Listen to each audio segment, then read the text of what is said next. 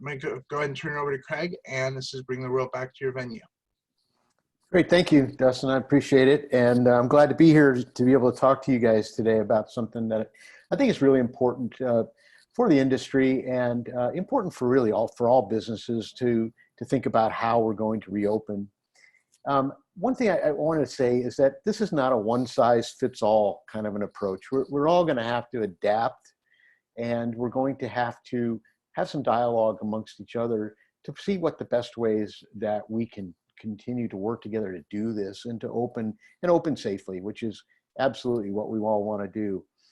The other thing I wanted to mention is that it's really critical, I think, for you to get involved and to talk to others.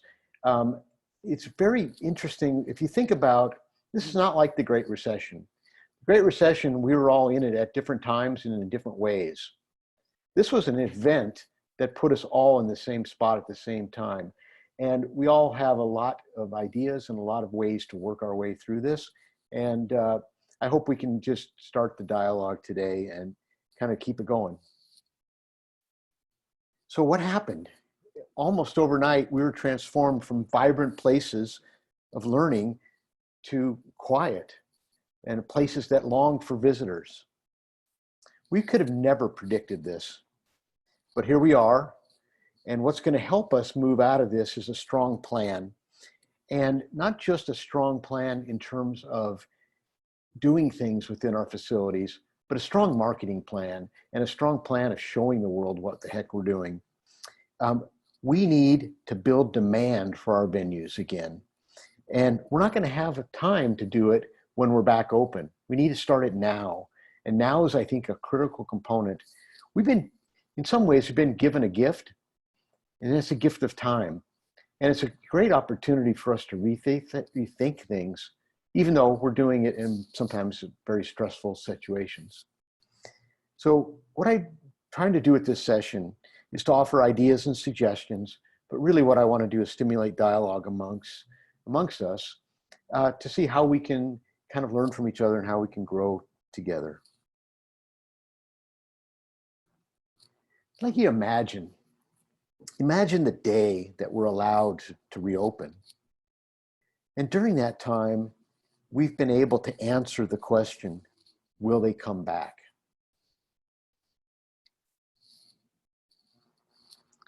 What if we built such a strong online presence that patrons and volunteers and visitors can't wait to visit our venues once again? Imagine that our facility is ready to handle our visitors, and we can clearly demonstrate our care for public health. I truly believe that we're going to get through this. We got some good news yesterday, I think, from the governor. Maybe not exactly the news we were hoping for, but we're on the right track, and we're heading to a place where we are going to open. And we're going to probably open, I'd say, within the next month, and be able to start receiving people into our facilities. But we got to get ready. And so today I want to talk a little bit about how do we build an appetite for our services and our venues? How do we restore the public trust? And I think that's critical in terms of that our organizations are ready to do that. Can we create some new experiences and new things? Museums may not be exactly what they were when the day we closed, but perhaps they could be better. Perhaps we can do some things that are going to even make them more exciting and maybe make them more connected. I think partnerships are a key component, and we can develop partnerships between like-minded institutions, but also just the fact that we're all in at the same time, we can learn from each other. And I'm going to just quickly tell you a little bit about what our firm can help and how we can become a resource for you. So think about history. What has history taught us? Well, history has shown that brands that build new demand during downturns recover the fastest. Think about Apple. You know, Apple led the way out of the dot-com bust in the early 2000s. And after 9/11 is when they really started to launch a whole new series of products, including the iPhone. It's hard to believe that that was that long ago, but Apple came out of this fine. MailChimp originally was focused on large corporate companies. And when the downturn right after 9/11 happened, they moved to a smaller and subscription-based services. But really in 2009 is when they went through their biggest transformation. And they became a free service with advertising revenue. But they slowly from that built their way back to subscriptions as well as advertising. And Airbnb. Airbnb was born in the midst of the Great Recession, 2007, 2008. And it was to fill a need for people that were priced out of the hotels. And we all know what Airbnb became. So I think there's opportunities for us to think differently in these different times. So what can we do? There's probably been a lot of discussions, and you've probably been in a lot of discussions about online presence. And I don't want to over belabor the issue to it, but I think it's critical that we stay connected to our visitors in some way. And how can we develop models online that can translate back to actual visitation? And how do we develop things that can be used now that become part of the actual experience in the future? So I put up a couple of models that I've been following, and the British Museum is kind of interesting. They do have a great pictographic tour of a lot of their artifacts, but it's really how they're doing it and how they're engaging people, I think, is really the key to what they're doing. The Finland museums, I don't know if you've been on that website. They developed a website that promotes all their museums. I don't know if it's a museum association or how it came about, but it's really interesting because they have portals in there that highlight all kinds of different museums in Finland. And some of them have video, some of them have static collections, but there's even online art education that you can connect to through this website. And it's done very well, worth looking at. The Broad, they have a host of online content. They have a poetry and art exhibit. And they have a family art project video where you can actually bring people around and actually work on something. It's kind of fun too. And the Field Museum, which I know you all know about, they've been really good at educational content for a very long time, and they've ramped it up and are finding different ways to deliver educational content. I'm going to provide you at the end of this a list of links to these places, as well as some other research that we've been doing. And so you can continue to explore these things on your own. Mobile applications haven't been a really big thing in the business, but possibly they could be something that's transportable, something that you could start with now and develop an app, but it might be able to connect when you're inside your museum, and ways to actually use it for other things. I don't know if you've heard of Museum before. I'm sure many of you have, but I ran across a webinar they did recently called Thinking Outside the Box to reach audiences inside their houses. And it's a really good video. I'm going to give you the link to that too, but they have a lot of other content about business operations and other things on there. They seem to be a pretty good resource for us to look at. But think about how we do this. We don't have to develop additional content. You know, I know this is kind of a scary thing, especially if you're a small museum. It's like, I don't have time to develop additional content to put it online. We all have great content already. We just got to get it there and get it presented maybe in a different way.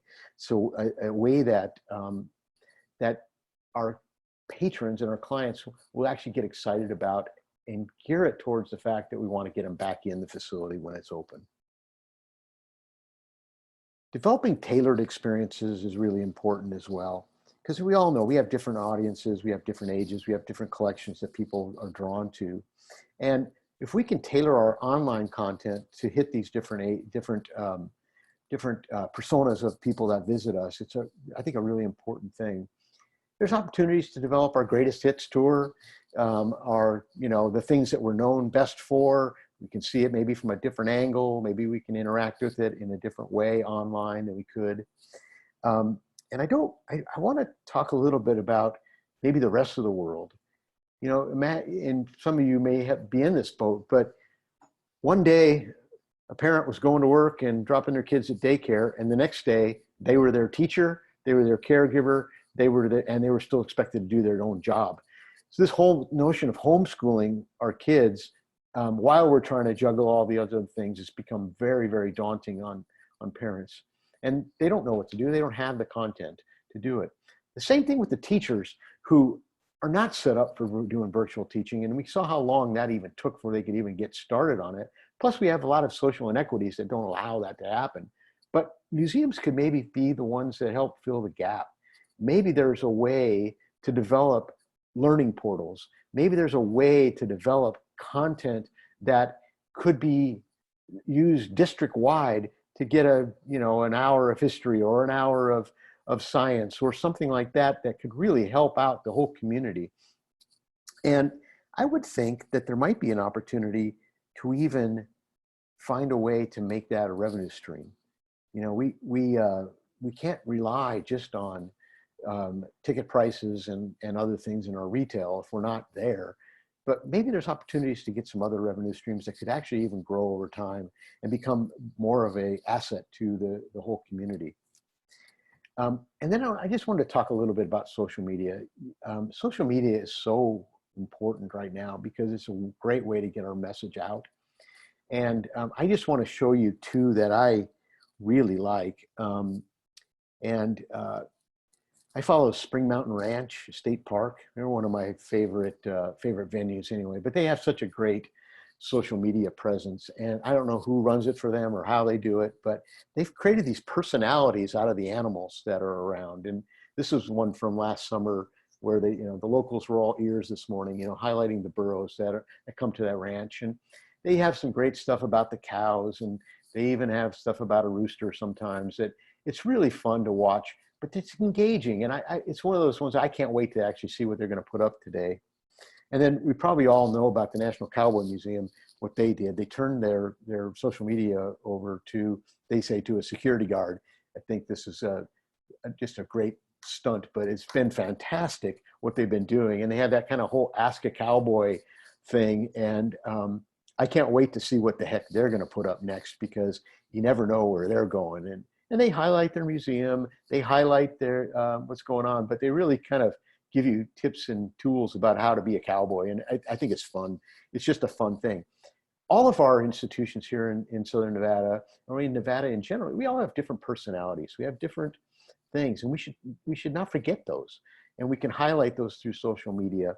Social media and marketing are going to be an important thing on our way out of this.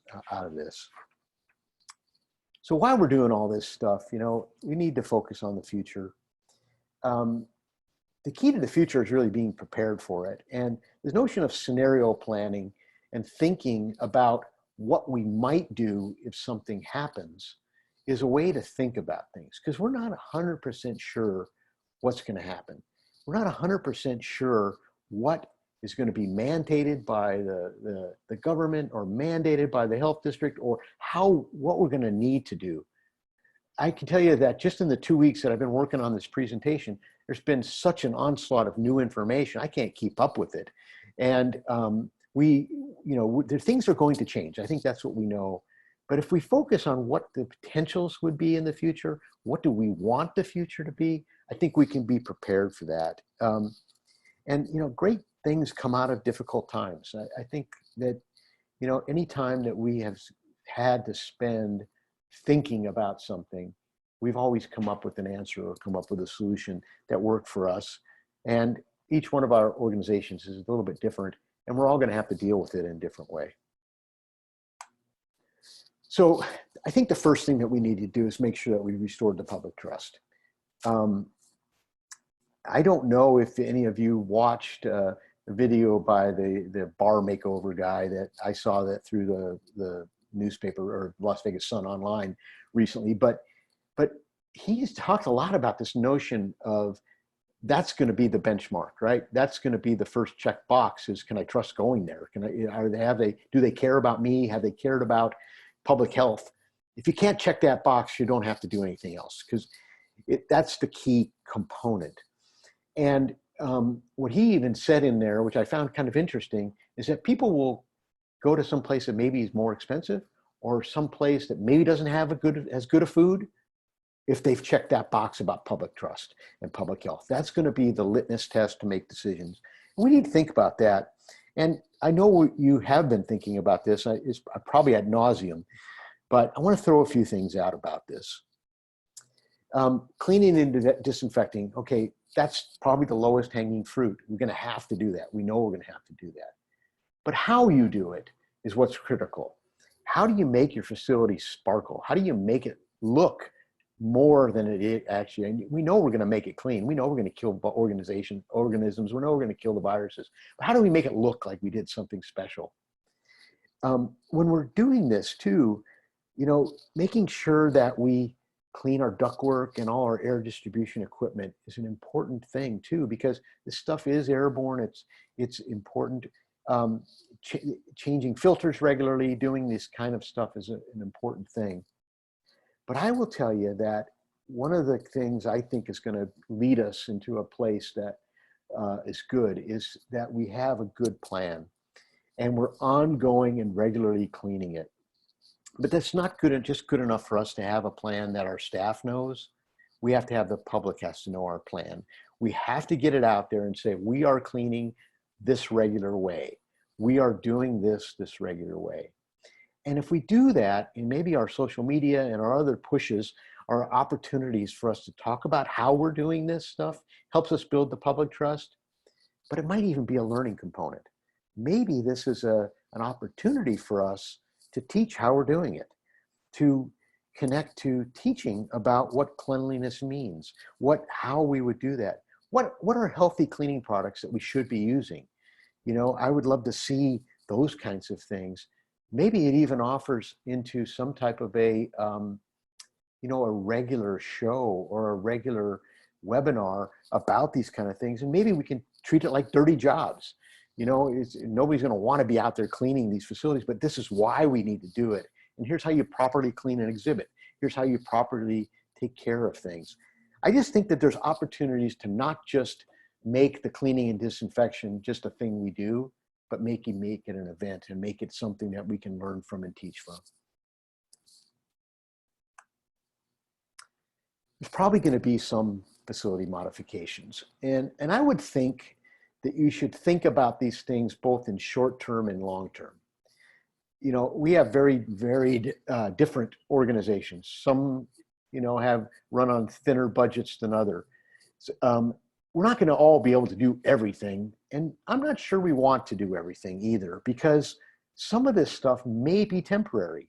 Some of this stuff may be something that we have to do for a period of time, and then we might have to rethink it. So I wouldn't spend a fortune trying to figure out how to do some of this stuff, but I would start to do some things. We may end up with face shields at public contact areas.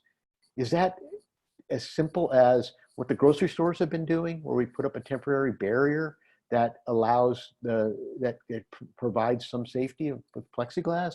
Is it a face shield that a person wears? I don't know the exact answers, but I think we're going to have to think about these things in some way. Clearly, sanitizing stations are going to have to be everywhere. I think we all know that, and so you're probably already planning that. But what about the notion of hand washing? Do we have non-touch hand washing stations in our facility now? Do we have access to toilet rooms and stuff that don't require using your hands? These are things that you may want to invest in because they will change, I think, the perception. And they're not relative. They're not super expensive, but they might do a big deal. Are we going to have to do thermal scanning and temperature checks of people? Perhaps we are, but how do you do it in such a way that's not obtrusive? And how do you do it in such a way that it really it doesn't violate HIPAA regulations or anything like that? We're going to have to think about that. We're going to think about that really well. We may have a questionnaire and a temperature check that's required to get into our facilities. But it might beg that we have to have some safe rooms or some places where we can pull people aside to talk to about if there's a problem or we find something. I don't think it's going to be quite as simple as, we're not going to be able to walk in the door and have a big revolving light if somebody hits hot. It's going to have to be much more subtle and and handled in a much more a better way. I think maybe initially we may have ins and outs of our facilities where they don't cross. I think we might have people that enter our facilities in a certain way, and maybe they go out a certain way. And maybe we kind of keep that social distancing from passing each other. And that might lead to us to other operational changes within our facilities that maybe aren't really hard, but maybe that there's something that we might need to do. Increasing HVAC air changes, maybe a longer term fix. Maybe filtration is even a longer term fix. But I think originally get them clean first, and then let's see where this goes. And are we going to want to move to more of a HEPA filtration systems in our facilities? I don't know the answer to that. I don't think that's something we should do in the short term, but might be a long-term thing for us. But I wanted to bring up something that I found very, very interesting. I was exposed to recently a article, and I'm going to send you guys a link of this, and it's about the properties of copper. Now, this is something I had not known about, but copper and its derivatives, brass and bronze, actually viruses cannot live on it. It actually has properties that kill viruses, including COVID-19. And this is a long-term study. So when you read this link that we'll send you, it started back in the 1800s. People that were investigating cholera at the time noticed that people that worked in copper mines weren't getting it, 100% not getting it. And they couldn't figure out exactly what it was. They knew it might have been something with copper dust or something about copper. But later on, throughout our history, we've known that copper has been a good antiviral kind of material. And we quit using it in the 40s and 50s because of cost, though. And we found cheaper ways to make aluminum, and even stainless is way cheaper than copper. But think about perhaps our highest touch areas might be infused with copper, might be infused with brass or bronze, which I think are cheaper than copper. But maybe that's a way to think about something. Once again, this is probably a longer term fix, probably not a short term thing. You want to run right out and clad everything in copper. I'm not suggesting that, but something to think about and think about for the future. I don't think there's any question that we're going to have some operational modifications. I know that there's been a lot of discussion about online ticketing, setting up appointments, monitoring and managing the hours of our facility so that we can maximize the amount of people we can get in the facility, but at the same time keeping distancing regulations. I think it's just going to be an interesting thing to think about how we do this. And one-way traffic patterns might be a thing of the future, that we're not going to have people cross paths. I mean, if they're doing it in Lowe's or at the Albertsons, something we can figure out how to maybe manage. And I think we have to think a lot about our elevators and our stairs. How do we manage one-way traffic loops if we have stairs? What are we going to do in our elevators? Are we going to have an operator so nobody has to touch anything? Are we going to have foot pedals that open? Are we going to have sensors that open? Or are we just going to use our elbows like a lot of us do now anyway to push buttons? But I think there's things that we should be thinking about in terms of elevators and stairs. We also might not want to let any belongings in, maybe other than the smartphone or something that somebody's closely held, which begs the question of, do we have the places to store things? And how simply could we just put up something that's safe enough, but people will feel good about leaving their belongings in? And then the last thing, I don't know if anybody has been following any of this technology changes. Technology seems to be able to be really nimble and change, but there's some smartwatch technology that is being experimented on by Ford Motor Company, as well as a company called Halo. They're building these different technologies, but they're set up for social distancing. And they have alarms, I guess, if you get within somebody that's 6 feet, of somebody, it actually lets you buzzes or something, lets you know that, maybe you're exceeding the social distancing. This might be an interesting technology to think about in our venues as we come out of this. Maybe it starts initially with our staff. So our staff, and maybe we actually give somebody a little RFID or something like that that interacts with the smartwatch that our staff wears. And I think the idea is that not only can we keep people 6 feet apart, but more importantly, I think we can do some contact tracing and do contact tracing in a non-obtrusive way as well, which I think is going to be part of the way we're going to find our way out of this. The other thing is that, most likely, because of social distancing, some of our museums are going to have reduced capacity, right? If you were seeing 400 people, you may be seeing 250. I'm trying to stay optimistic about this. I think we'll build back to these kind of things. But what that does is that it allows us maybe to develop partnerships and think about the fact that, if you can't take somebody in, maybe you can refer them to another member or another museum where people can still go get a good quality museum experience, but maybe they come back to you the following day. So I would just think of these things in operational perspective of ways that we might be able to do it. Most likely we're going to have to wear masks. I think most of us are going to want to wear masks, especially our staff. But what about theming them? What about making them a fun experience? What about tying them into the things that we want to convey for our venues? If people are wearing masks, they might feel they can stay a little bit longer. They might feel that that they can feel better about coming.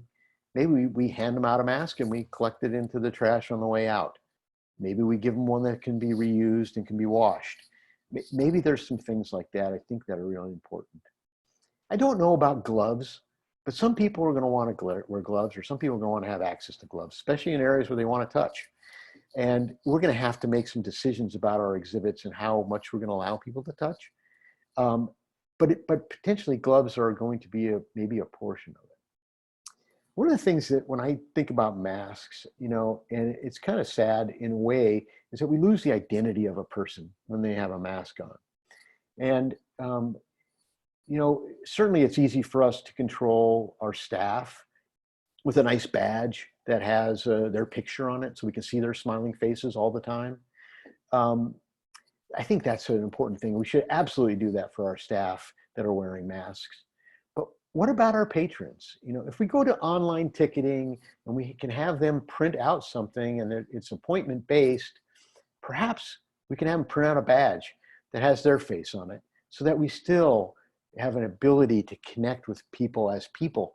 And I think those of us that are able to do that are going to have great results with finding ways to work through this notion of masking and stuff. And maybe in our badging and our ticketing, maybe there's a way that we can help people personalize them a little bit, so it's who they want to be, who they want to bid. And then when they show up, you have a barcode that automatically tells you that you give them this mask or that mask or something to make them feel a little more in control of that visitor experience, which I think could be really nice. But once again, I have to go back to the notion of public relations and marketing. That is going to be a key. It's going to be really important. It's not enough just to tell them how much we care. We got to show them and then tell them how much we care. And if we're able to do that, I could see as simple as a video of somebody cleaning. Why not make a video of this? Why not put it out there on your social media? We're ready for you. We're ready. We have been ready. Come on back. It's safe. It's good. That's the kind of stuff we're going to need to do. And here's the things that we're highlighting. When you come in, your experience is going to include X, Y, and Z. And so you're ready for that when a person comes and visits, they're ready. So I would think that this is a great place that if you have a person, it's a great place to get them focused. And if you don't have a person, get focused on this social media, even if, and public relations. to the extent that you can do it. It's also a great opportunity to create maybe some new things. You know, at most museums that we've worked in and stuff have more content than they have ability to show. Maybe you want to just shift stuff out. Maybe you want to change some things.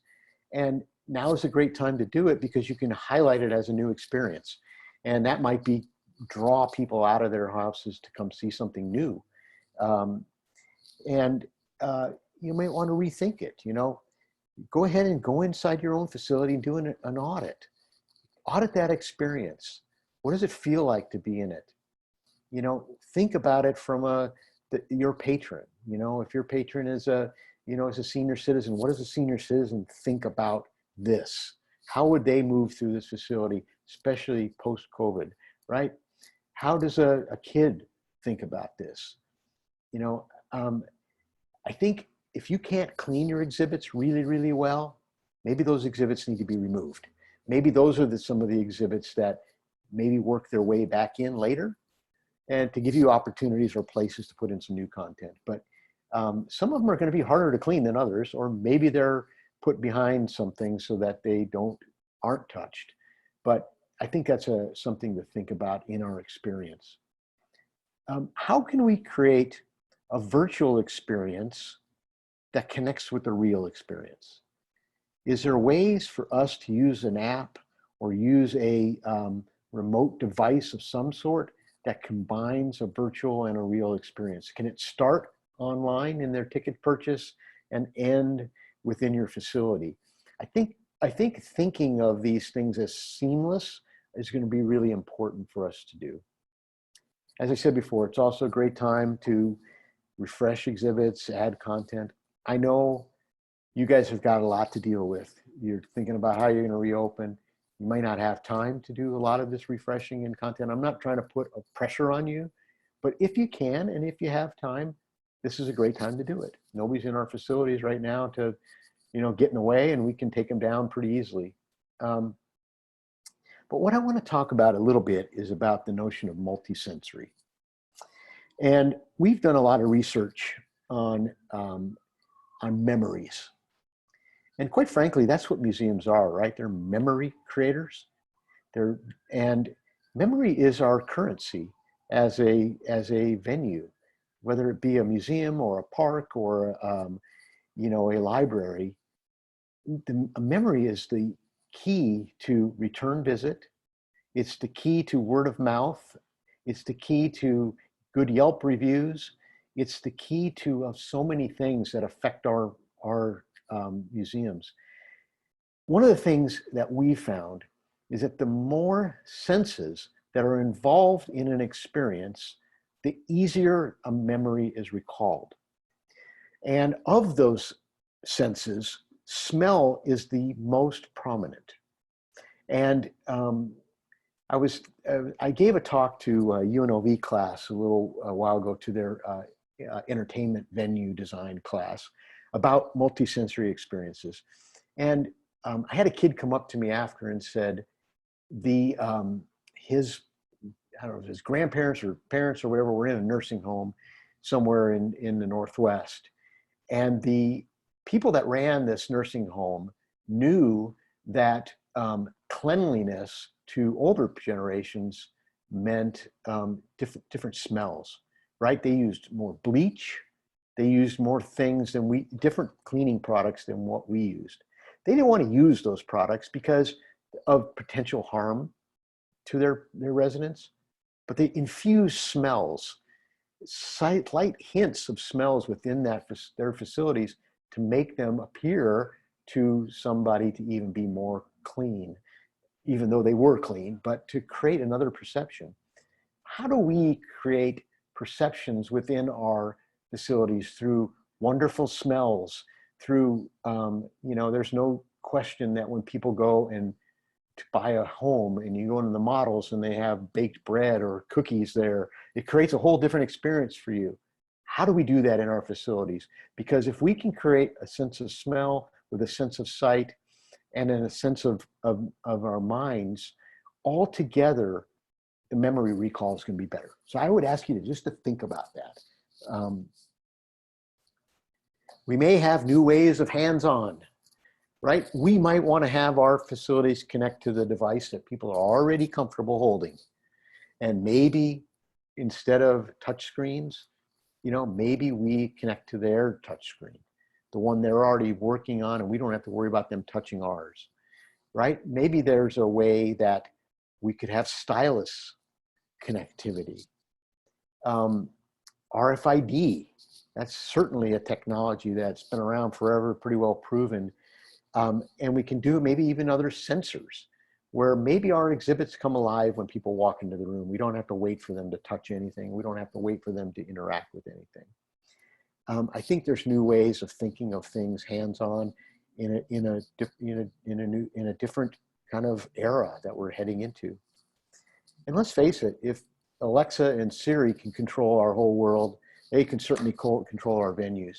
Maybe voice command is going to be a thing of the future.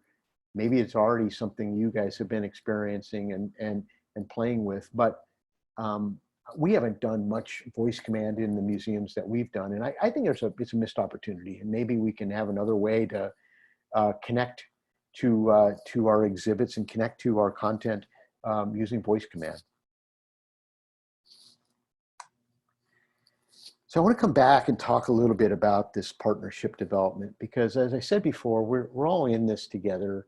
We're in this differently than we were during the other recession. And there's a great opportunity for us to go the extra mile to develop partnerships. Shared ticketing is not a new thing, certainly, but maybe could be even more pervasive.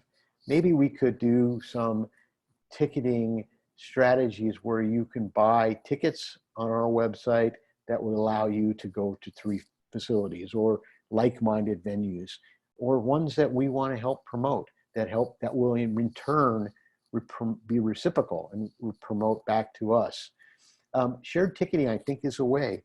Maybe we can set up tours. I know when I go sometimes to other cities, I will spend a day going to 3 or 4 museums, right? If I could find on one spot where I could buy the ticket for them all, and I could have the path and told how to get to them and what I'm going to learn in them differently, might help. So I just think we should think about these kinds of things. How do we cross promote? We all don't have the same marketing budgets. I think we know that, right? Some of us have more than others, and some of us have maybe more capable people than others. But how do we work together? How could we cross promote each other? Because as I said, if we can only see 200, people in a day when, our capacity could be 400, but we can only see 200. We don't care if they go see another art museum or if they go see the Nevada Museum. We want them to go see another museum. That's good for all of us. So how do we cross promote that? How do we market for each other? How do we pool our marketing dollars to show that Southern Nevada museums or Nevada museums are working together to make these places great? I just think there's a lot of opportunities in cross promotion, but it doesn't just end there. Maybe there's previews in our facilities when we get there. Maybe we're highlighting our other members, our other partners, and maybe we can make it easy that you could purchase another online ticket for another place right from our lobby, right from our venue. And they in turn are doing that for us. So I think these partnerships can be really whatever we want them to be. And I wouldn't shortchange the opportunities to do that. So I'm getting close to closing. I just wanted to give you a little bit, and I'm not trying to give you a sales pitch. I just want you to know what we do. We can help you. We can be a resource. Our intention here is to put out information, and our hope is that if you need some help, you'll remember us. I'm not trying to make a sale today, so please don't take it this way. But what we can do is we're really good at helping you do experience audits. We designed a lot of museums. Some of your museums we've worked on. We can help put together different people on our team that can represent different personas, different people that would interact with your facility.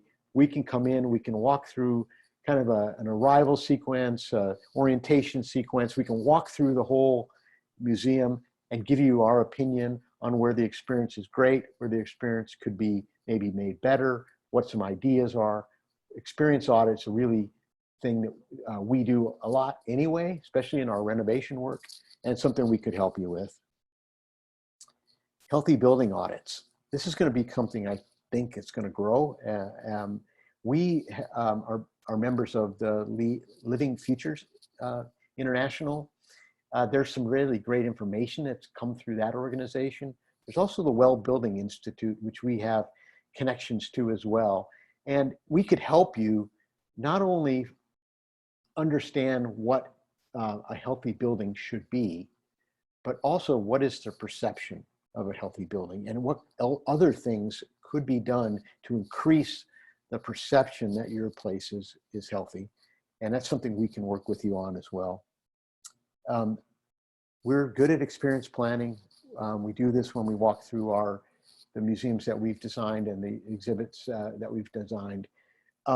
We follow the Adroit process, which I'm sure some of you are familiar with, but it's a really proven way to walk through the arrival, the decompression, the reception, orientation, interpretation, and the transformational aspects of a particular item.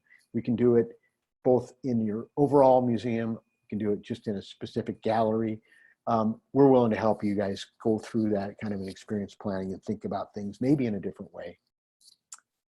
And we are an architectural firm. Strategic facility modifications right in our wheelhouse. If you find that you've got to do some things or you want to do some things, we can handle it. We've done a lot of renovation work. And quite frankly, I think the important thing here is to start small and to do the short-term things that we need to do to get revenue flowing again, to get public trust built again. And over time, there might be a need, or you might want to do some other thing that is more strategic or something that might cost a little more. But I would start small and build your way to things. I wouldn't just go into a big renovation project right now, because I don't think we know exactly what it's going to be and where it's going to go. And let's give it some time. You know, just like flattening the curve gave us some time. I think we're going to do that within these facilities too, because we're going to learn a lot once we open and people come and what we do. So that's my spiel today. I'm glad to open it up for questions and I'm hoping some dialogue, and hopefully we can learn some stuff as well. My email is on here. If you shoot me an email, we will send you a PDF of all the links that I had in this presentation, and a few other things too. We're just trying to provide as much resources as we find them, and like I say, we're all in this together, and we'll get out of it. I have no doubt. So, Jason, I don't know if you want to open it up. Here's Mike, or if there's been any chats coming in, or how we want to do this. Craig, no questions right now, but I encourage everyone. Everyone should have the ability to unmute themselves. If you have a question, you can state it out loud, or go right into the chat and type in a question.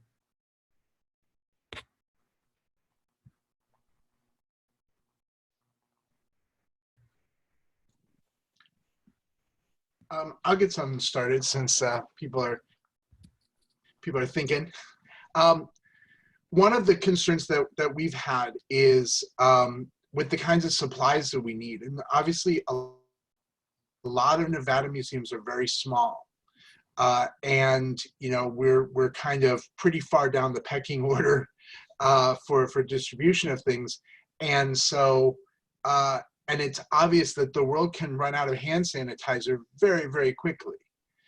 And I'm wondering if, to me, that means we need partnership with the city and the county, but I don't know if how realistic that is. And I'm wondering if other people have thought about, like, how do we maintain, do we all have to just turn over 1/10 of our storage space to making sure we have enough toilet paper and paper towels and, you know, Clorox wipes and whatever for to stay open? Because if we build an opening strategy around this sort of vision of cleanliness, which I think is really important, we have to have those supplies on hand. You can't say we've done all this stuff, but by the way, we're out of everything, so take your chances.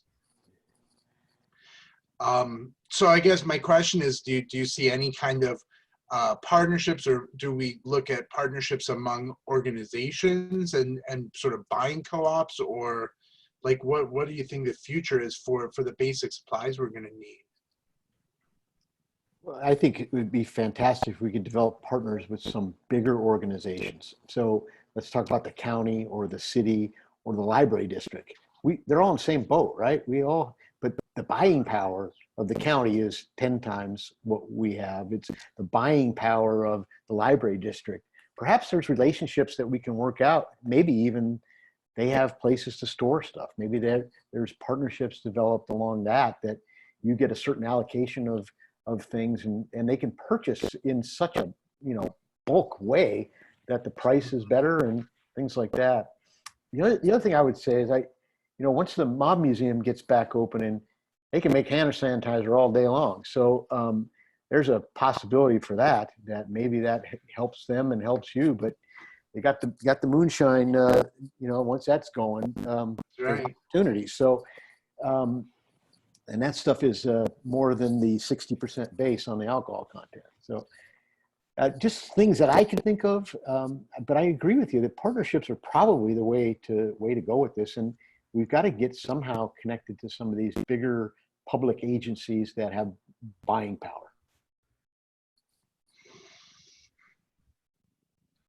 Anybody else have any experience with that, or have you ever tried? Or it's a real concern. Craig, just to follow up on that, I did talk to the facility manager at the library district this morning, and he was talking about that exact same question. And the library district are planning to open up in the upcoming weeks as kind of a phased implementation plan, and they are securing those supplies needed. So I think they found a way to do so, and partnering with them or other entities would be a great way. Well, this is Myron. I might add that, any of these government agencies are not going to be prone to a lot of giving out of materials because all of their budgets are being slashed. They're all dependent on tax revenues, and the tax base is going to go way, way down because of the lack of tourism, which this state relies on. So I think you're going to see a lot of penny pinching on the part of any government agency. So I don't think there's going to be, I think the companies themselves, corporations, maybe those are the partners we should be trying to align with. That way they're getting credit for helping out in the public sector. That's a great point. Yeah, I would just want to chime in because my museum is a county museum, and I asked the county if they would give me masks, and they said no. So, I mean, even if I can't even get them from my government agency, those partnerships, they're just, and Myron's right, our county's slashing its budget like crazy. But it is a great idea to think about teaming up with like local companies or businesses that are going to be looking to be doing like philanthropic partnerships because it benefits both. So just want to throw that out.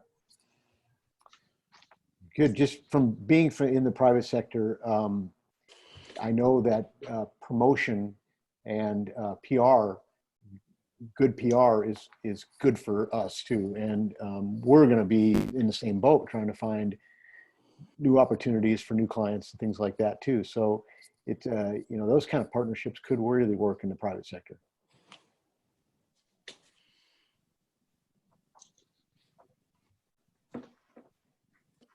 I also might ask, because the question of HEPA filters has come up.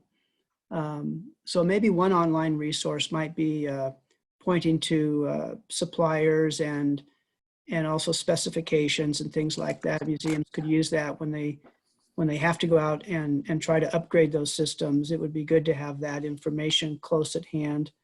So that would be a great service to provide.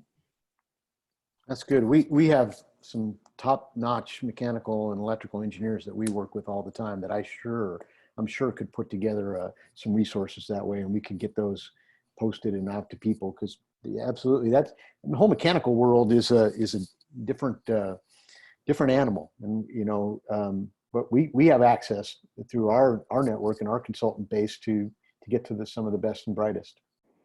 That would be really helpful, I think. At least it would give everybody a sense of ease, that they know where to go for that information, because a lot of us will be wrangling with this kind of thing for the first time. Yeah.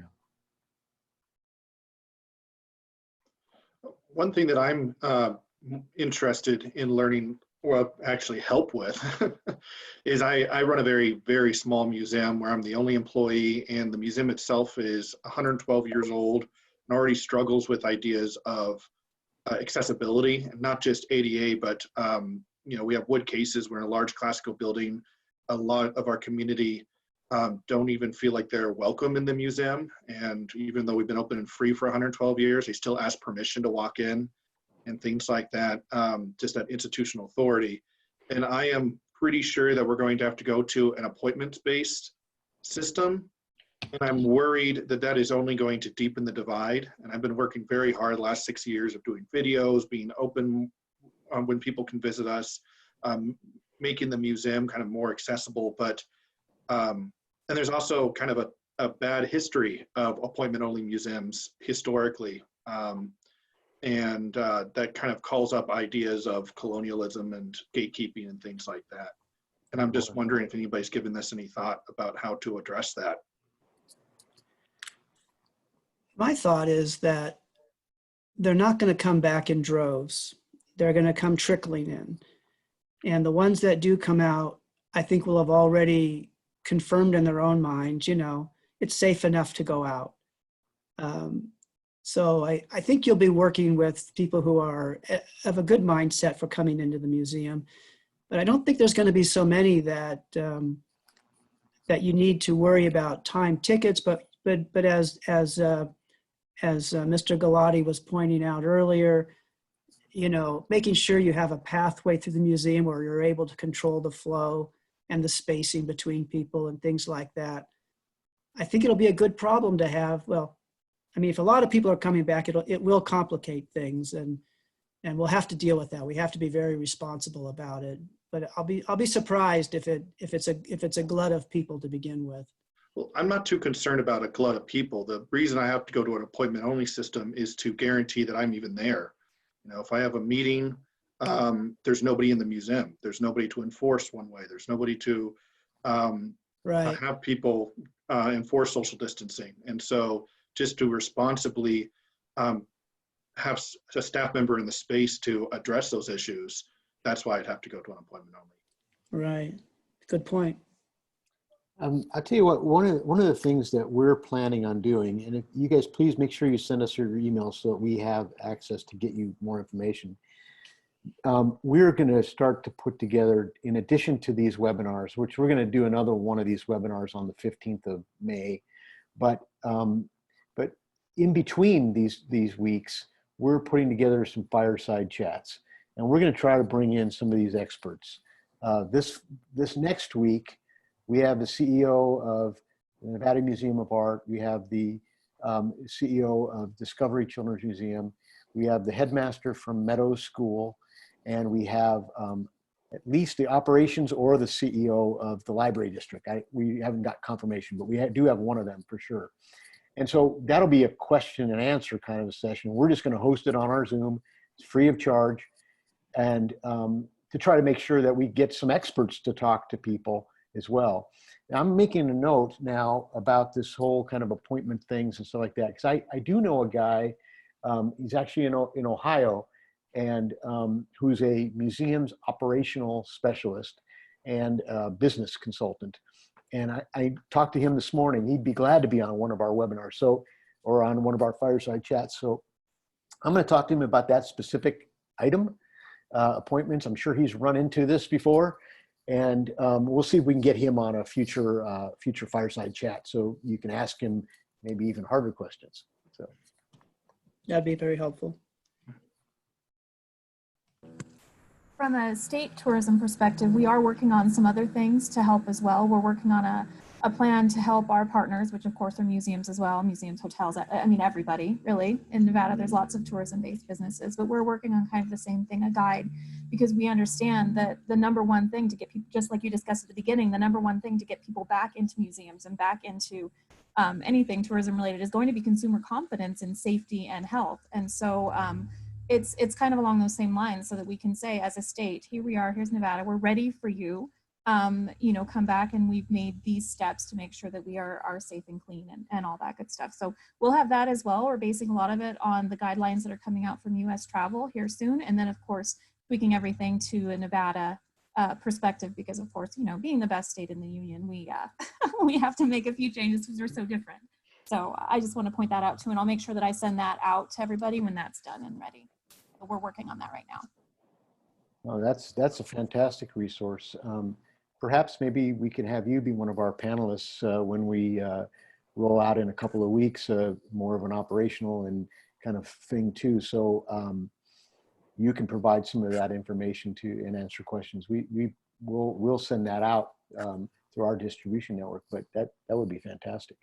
Yeah, absolutely. Happy to. Either me or someone from the organization, whoever my director thinks would be most suitable, but absolutely. Happy Oh, to. fantastic. You're a tremendous resource, and we should take advantage of your kind offer. That's what we're here for. Craig, just to address something you just mentioned about everyone's emails, I will compile. We didn't have a great registration system in the waiting for this, so I have everyone's registration just generated an email to me, but I'll compile everyone's name and email address so that we can get in touch with them, but and send that over to you. It'd be really great. Also, if you can send a recording of this out to that mailing list once that's ready. Yeah. And then I wanted to build on what Garrett and Myron are talking about a little bit, which is this issue of enforcement. This actually kind of scares me a little, because we've gone out of our way to, you know, we don't have don't touch signs. We have, you know, please, you know, help us preserve the artifacts and, you know, refrain from, we have real, you know, positive language throughout. And I don't want our staff really to be, you know, hey, you're 5 feet apart, move apart. I like the idea of a wristband that would help people to sort of self-regulate their behavior. It sounds really expensive, but maybe there will be things that come down in price that just, I mean, we don't need to know if they're 6 feet from us or whatever. We just need, you know, something that beeps when you're 6 foot from any other device. That doesn't sound super expensive, you know, once people start manufacturing a lot of them.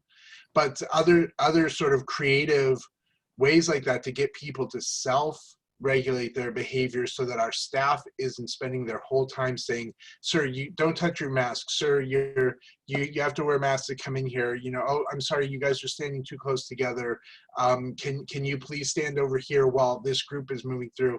And you know, we really don't want our staff to become you know, school teachers, basically, just, you know, preschool teachers, basically monitoring everyone's behavior, telling them don't run too fast and don't play on the monkey bars and whatever.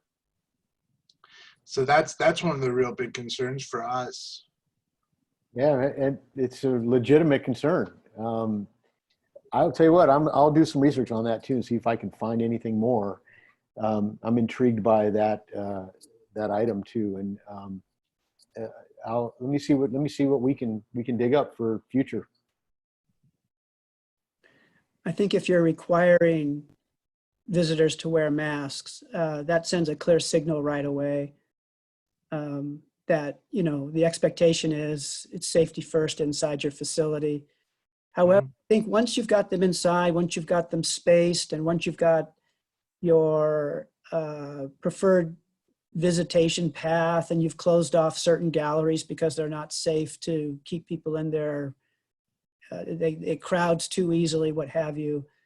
You know, I think in some ways it's just like going to the supermarket today, or going to the you know, Lowe's or Home Depot.